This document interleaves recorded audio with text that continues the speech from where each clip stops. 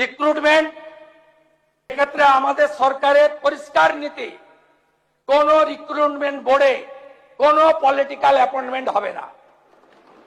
আপনারা পুরুলিয়ার প্রাক্তন সাংসদকে পিএসসির মেম্বার করেছিলেন, আপনারা রানাঘাটের প্রাক্তন সাংসদকে পিএসসির মেম্বার করেছিলেন, আপনারা তেহট্টের প্রাক্তন এমএলএ কে প্রাইমারি কাউন্সিলের রিক্রুটমেন্টের চেয়ারম্যান করেছিলেন, আপনারা এসএসসিতে কলেজ সার্ভিস কমিশনে আপনাদের পার্টির লোকেদেরকে তাবেদারদের বসিয়েছিলেন।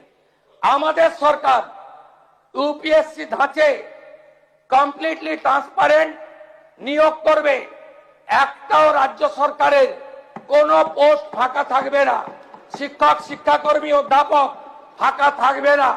কার্বন কপি পাবেন, ওএমআর এক কপি বাড়ি নিয়ে যাবেন, এক কপি আপনি এক্সাম সেন্টারে দিয়ে যাবেন।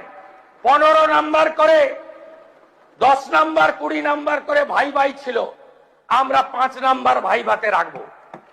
একাডেমিক আমরা মূল্যায়নে আনবো, আমরা এসসি এসটি ওবিসি ইডব্লিউএস তাদের সংরক্ষণ 100% রোস্টার দেব, আপনারা ভরসা রাখতে পারেন।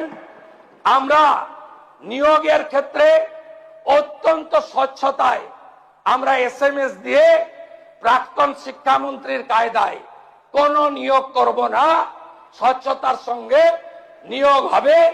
আমি পশ্চিম বাংলার বেকার যুবক যুবতীদের আশ্বস্ত করতে চাই।